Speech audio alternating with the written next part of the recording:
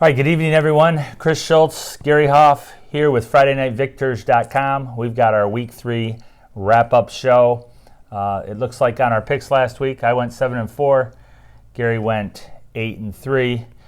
Why don't we start with Saturday night's game, and then we'll just kind of run through them the other way. Sure. And end with our Gerwick game of the week. But first game, Hillsdale 52, Erie Mason 26. Thoughts on this, Gary? Yeah, Mason just has a hard time stopping people, and they're into the LCA schedule now, and there's really no weeks off for Mason from here on out, and they're going to have to shore up that defense. They can score; they scored 26, but they're going to have to keep teams under 30 to have a chance, I think.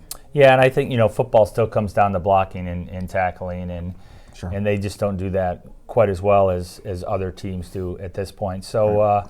We both had Hillsdale there. This result still young, still wasn't improving. Unexpected. Yeah, absolutely. All right, next we had pretty exciting game down there in I think it was at Flat Rock. Yes, it was. Milan 45, Flat Rock 26.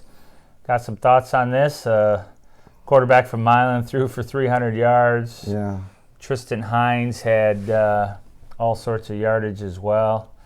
Whether he was catching or running the ball.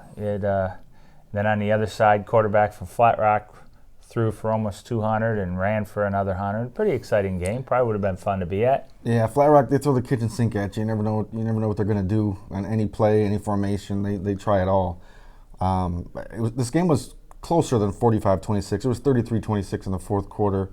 But Milan pulled away. They're the better team. I thought Flat Rock would hold Milan down a little bit and have a chance to win it in the fourth quarter, but Milan's offense is too good. The Road Warriors of Milan, they're 3-0 in 3 road games. Yeah, I think a key play there was when Flat Rock drove down, was going to kick a field goal at the end of the first half, ends up getting blocked, and Hines takes it 80 yards the other way for the score, and so they kind of flipped the script on him there at the end.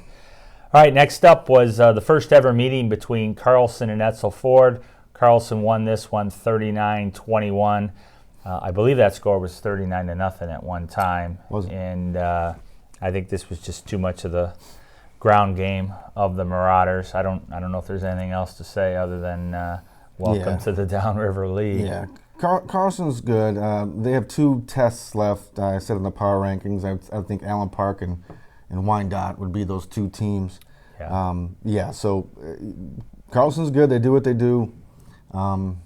Etzel Ford just got to get acclimated to the league and to the Falls team. Yeah, and I think they probably fall in the middle of the pack of the Downriver. Etzel does. Right. Oh yeah. All right. Next up was kind of a score that wasn't expected, but we picked it.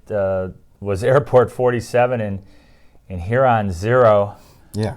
Yeah, that was surprising. Yeah, we had word. We didn't mention it prior to the game, but we had word that several players from Airport were out of the game for Friday. So I picked the game to be a little closer than I thought it would be. Yeah. But wow, 47 to zip. Airport found themselves, and teams like Airport, Grozio, Flat Rock, they're real wild cards, especially Airport. I think Airport can beat anybody, but they can also maybe lose to anybody. That's just kind of where they're at. I think that's a great way to put it. Yeah, and you saw the Airport team last Friday that maybe could beat anybody.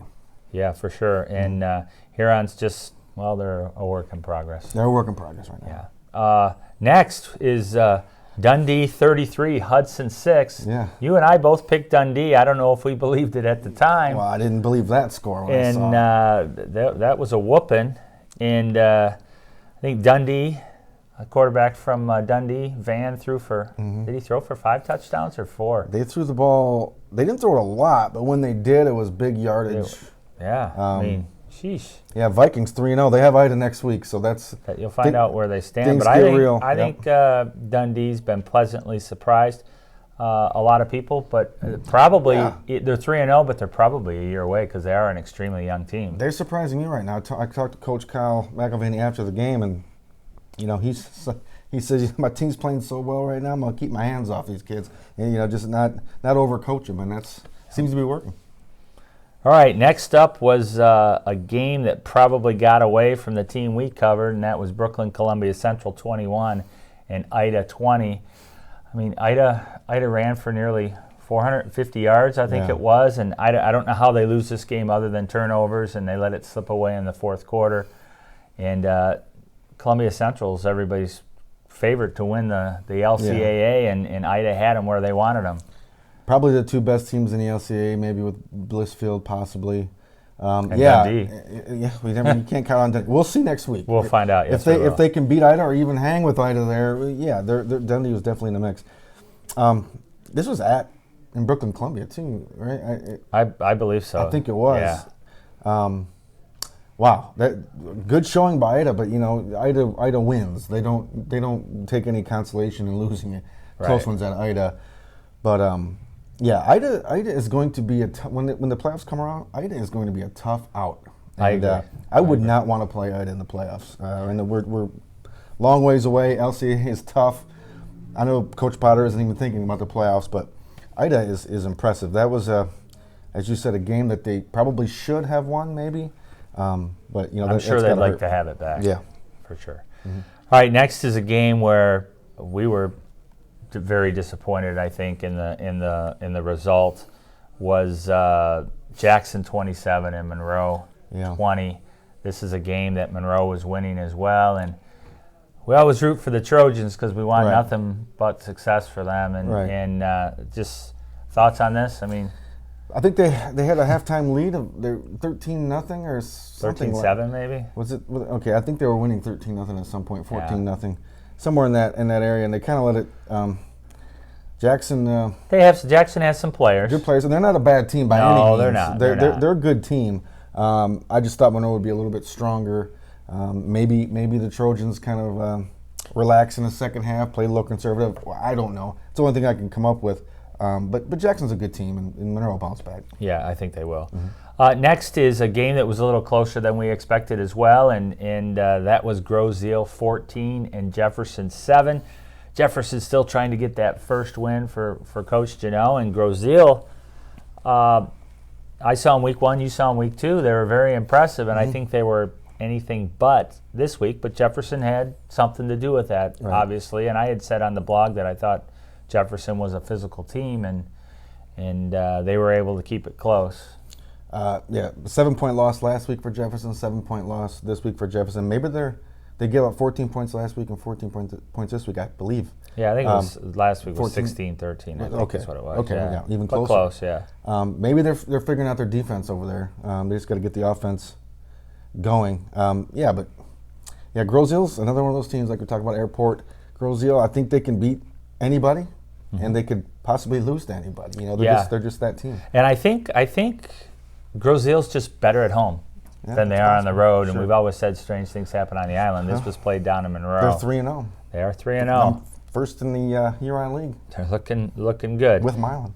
All right, next up is Bedford 40, Pinckney 20. Bedford gets their first win of the season. They had their running game going big time, ran for 400 yards or so. Thoughts on this game? I think this was a little bit bigger spread than we thought. I thought so. Yeah, I picked Pinckney, and Bedford doubled them up. I don't know. We just don't know what Bedford has. I mean, we don't think they're as good as they normally are. But Pinckney's not a bad team by any stretch of the imagination. Bedford must have played really well, and maybe this will propel Bedford as the season goes forward, and we'll see the Bedford that we're used to seeing. Yeah, I agree with that. Next was a rivalry game down in Petersburg, and that was Whiteford 46 and Summerfield 12.